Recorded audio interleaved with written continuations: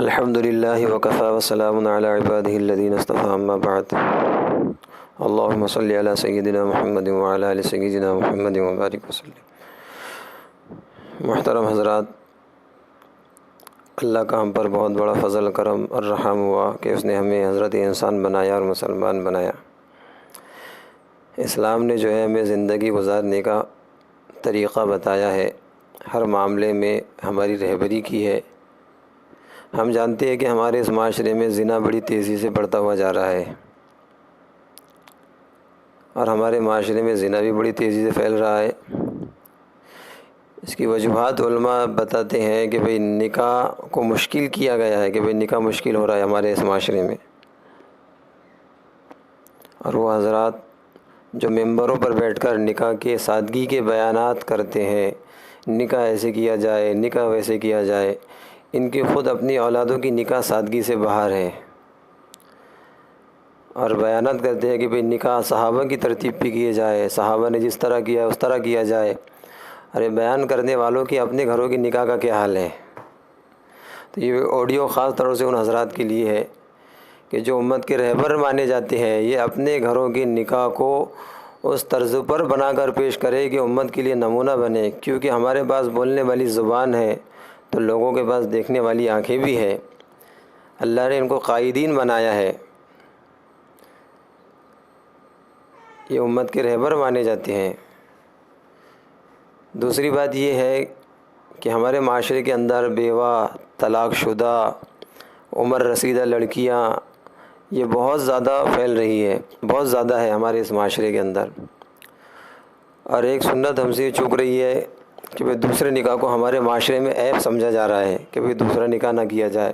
اچھے اچھے دیندار لوگ جو دیندار مانے جاتے ہیں وہ بھی دوسرے نکاح کی طرف مائل نہیں ہوتے، اور یہ سمجھتے ہیں کہ بھئی ہمارا یہ زمانہ دوسرے نکاح کا قائل نہیں ہے، ہمارے ادھر مزاج نہیں ہے، ہمارے انڈیا میں، ہمارے مہاراشٹر، ہمارے برار میں مزاج نہیں ہے۔ مزاج تو امت کے مزاج پر شریعت نہیں چلیں گی، بلکہ امت کو شریعت کے مزاج پر لانا پڑے گا۔ صرف یہ بیانات کی حد تک رہ گیا ہے کہ بھئی ہم صحابہ کے نقش قدم پر چلیں گے تو ہماری کامیابی ہے۔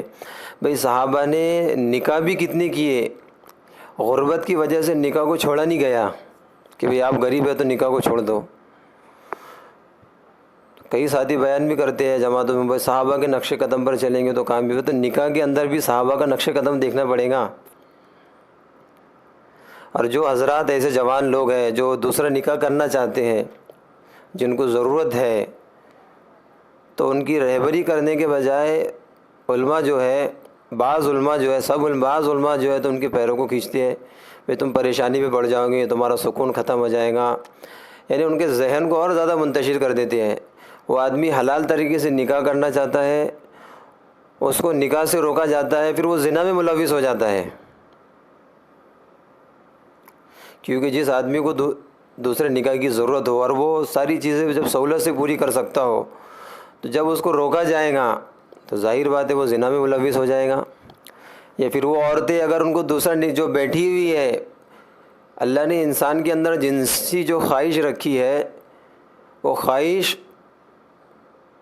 عبادت سے ختم نہیں ہو سکتی کہ بھئی عبادت کر لو۔ کتنا آدمی جو ہے تو اس خواہش کو برداشت کرے، ضرورت اللہ نے رکھی ہے، وہ ضرورت اگر اس کی پوری نہ کی جائے تو پھر وہ ضرورت پورا کرنے کے لیے کوئی بھی قدم اٹھا سکتے ہیں۔ تو متعلقہ عورتیں ہیں، بیوہ عورتیں ہیں، یہ بہت زیادہ تعداد میں بیٹھی ہوئی ہیں، اور ہمارے ادھر چونکہ دوسرے نکاح کا مزاج ہی نہیں بن پا رہا۔ تو اس آڈیو بنانے کا جو مقصد ہے کہ بھئی میں علماء اکرام سے عاجزانہ مؤدبانہ یہ گزارش کروں گا، ہمارے اہل برار کے خاص طور سے، کہ وہ ان باتوں کی طرف ذرا توجہ دے۔ کئی لوگ آپ کو ایسے ملیں گے جو نکاح ہونے کے بعد ان کی ناجائز تعلقات عورتوں کے ساتھ میں ہیں، اور یہ عورتوں کو کسی دوسرے محلے میں روم لے کر رکھتے ہیں اور ناجائز ان سے جو ہے تو اپنی ضرورتوں کو پورا کرتے ہیں، اور ان سے نکاح کی درخواست کی جائے تو کہتے ہیں کہ بھئی ہمارے معاشرے میں دوسرے نکاح کا معمول ہی نہیں ہے، لوگ کیا بولیں گے۔ تو ایسے لوگوں کی تعداد بڑھتی ہوئی جا رہی ہے، اور ہمارا مزاج صرف یہ بنا ہوا ہے کہ بھئی چلو 2 نکاح کریں گے تو پریشان ہو جاؤ گے۔ یہ میں سمجھتا ہوں کہ یقین کی کمی ہے، یقین کی کمی ہے کہ اللہ کی ذات سے رزق کا وعدہ جو ہے تو اللہ نے دے رکھا ہے۔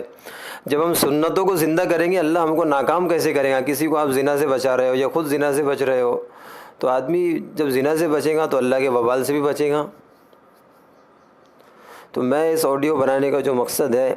میں خاص طور سے اہل علم حضرات کو اور وہ حضرات کو جو دعوت کا کام کر رہے ہیں،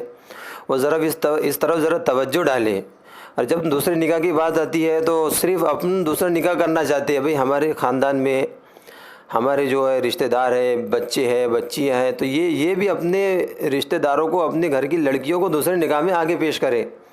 پیش قدمی کرے، یعنی پہل کرے اس کے اندر، تاکہ امت کا عمل کرنا آسان ہو جائے۔ یہ تو صرف ایک امت کا مختصر سا احوال میں نے آپ حضرات کے سامنے رکھ دیا ہے۔ میں چاہوں گا کہ اس کو شریعت کے مطابق صحابہ کی سیرت سے دوسرے نکاح کو، تیسرے نکاح کو، میں اہل علم حضرات سے، خاص طور سے اہل برار سے کہوں گا کہ وہ ذرا اس کو وضاحت کے ساتھ امت میں چلائے، تاکہ ہمارا جو معاشرہ تباہ ہو رہا ہے